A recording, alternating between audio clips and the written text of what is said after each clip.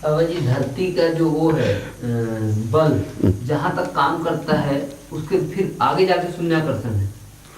हर हाँ, ग्रह का। वो अभी भाषा को बदली है। हाँ धरती का वातावरण जहाँ तक है, हाँ उसका क्या मतलब है?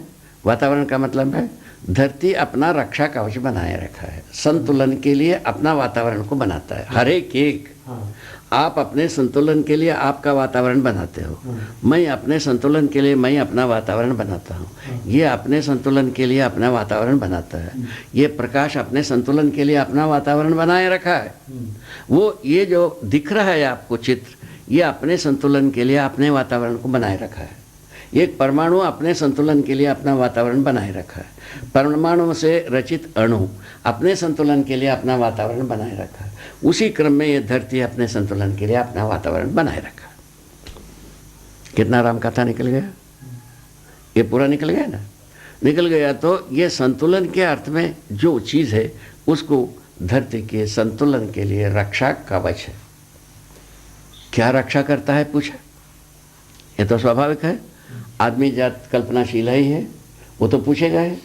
उसका रक्षा के लिए यह हमने बताया है, सूर्य का ऊष्मा धरती के वातावरण तक जब पहुंचता है वह उसी के समान रहता है, सूर्य के वातावरण से डिस्पर्स हुआ रहता है। सूर्य का भी एक वातावरण होगा, चंद्रमा का भी एक वातावरण होगा, ठीक है। सूर्य का वातावरण के अंतिम छोर में जो ऊष्मा का जो स्वरूप था, वही ऊष्मा का स्वरूप धरती की प्रथम छोर में पहुंचता है। अच्छा, बीच में कोई लॉस नहीं? वो कोई लॉस नहीं होता, क्योंकि न्यूट्रलाइज होने के लिए वस्तु ही नहीं है, बांटने के लिए वस्तु ही नहीं है। वस्तु यदि होगा भी नगण्य है। वो रेडिएशन के रूप में जो आप कहते हो, ऐसा कोई ट्रैवल करता भी होगा, वो उसका कोई नगण्य बात है ये। ठीक है, ठीक है, ये पूरा हो गया कर्म का था। ठीक है, पहुंचता है तो क्या होगा भाई? ये इसका नाम है किरण। किरण, उसको विकिरण कहो, किरण कहो, नाम आप रखो। है तो ऊष्मा ही ट्रांसफर होकर के आया है, ये सच्चाई है। ठीक है, ताप ही वो माने परावर्तित होकर के और धरती के वातावरण के अंतिम छोर में छुआ। कितना है वो ताप? सूर्य के अंतिम वातावरण के अंतिम छोर में जो ताप का जो अनुपात था, उतना ही अनुपात ये धरती के अंतिम छोर को छुआ। छूने के बाद अब वो क्या होता है, वो परावर्तन में वो ऊष्मा आवंटित होना शुरू किया। ऊष्मा आवंटित होने के लिए अपना रक्षा कवच को बनाए रखा है। आवंटित होते होते होते ये धरती को छूते तक में रश्मि के स्वरूप में छूता रहा। उसमें विज्ञान हस्तक्षेप किया, वो रश्मि बनने में व्यवधान पैदा किया। फलस्वरूप क्या हुआ? धरती में ताप बढ़ गई। क्या बढ़ गई? ताप बढ़ गई। इतनी ही बात हुई। धरती में ताप बढ़ने से जो होने वाला परिणाम है, शायद है आप लोगों ने अंदाजा लगाया भी होगा। बाबा धरती में ताप बढ़ने से जो होने वाला उत्पात है, उसके बारे में आप लोग अंदाज किया भी होगा। रश्मि और ताप में क्या अंतर है? तो देखिए, किरण और रश्मि, तो क्या होता है, बिंब का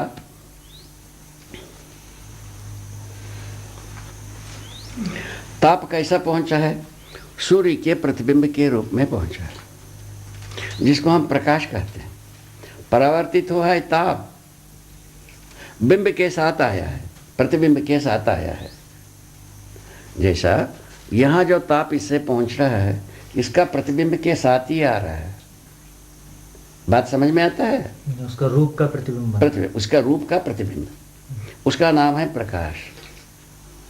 जो परावर्तन में आ रहा है, जो आ रही है, वो ताप है। पहले प्रतिबिंब आता है, बाद में ताप आता है। ताप की गति कम है, प्रतिबिंब पड़ा ही रहता है। ये जलने की पहले भी इसका प्रतिबिंब रहा है। क्या बात है, हाथ मिलाओ। क्या हालत है जी। हालत कहाँ पहुंचा? इस ढंग से दो प्रकाश और ताप दोनों अलग अलग विन्यास है। बिंब का प्रतिबिंब एक प्रकाश है, वो बिंब में निहित ऊष्मा का परावर्तन हमको मिलना जो है वो ताप। जो वो ताप जो प्रतिबिंब के साथ आता है उसका नाम है किरण। क्या नाम दिया? ताप जो प्रतिबिंब के साथ आता है। प्रतिबिंब के साथ ये धरती की ऊपरी सतह में आके छूता है, उसका नाम है किरण। उसके साथ प्रतिबिंब रहता है बताया। वो प्रतिबिंब का अनुबिंब प्रत्यनुबिंब होना पाया जाता है।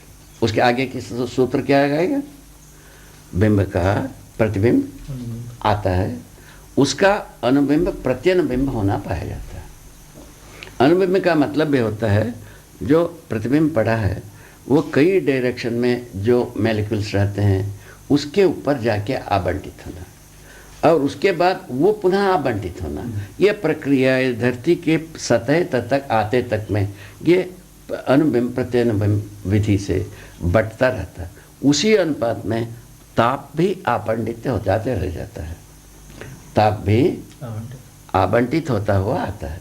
आते आते धरती को जब छूता है प्रतिबिंब, उसका नाम है रश्मि। क्या बात है, क्या बात है। ये छोटा सा काम, बहुत छोटा सा, ये बहुत छोटा सा काम। इसमें जो आगे चल करके जो हम हमारा प्रकाश विधि इसी आधारों पर, इसी सूत्रों पर, इसी बुनियादी पर प्रकाश व्याख्यायित हो जाता है। ताप के गमन का जो ताप जो है ना परावर्तित होने के लिए दौड़ता है। परावर्तन का मतलब है ताप घटने की आशय से ताप बहता है। ताप अपने जो ताप के रूप में जो एक स्वरूप रहता है कहीं भी, जो उसको नापदंड के रूप में हम कहते हैं 200 डिग्री, 400 डिग्री, 1000 डिग्री, 2000 डिग्री, ये सब कहते हैं ना। किसी न किसी डिग्री में ये धरती के अंतिम छोर में छुआ है। वहाँ से वो ताप क्या करना चाहता है? कम होना चाहता है। कम होने के लिए यहाँ वातावरण बना हुआ है। वातावरण बनी हुई वातावरण को हमने क्या कर दिया? काट दिया। ये विज्ञान है।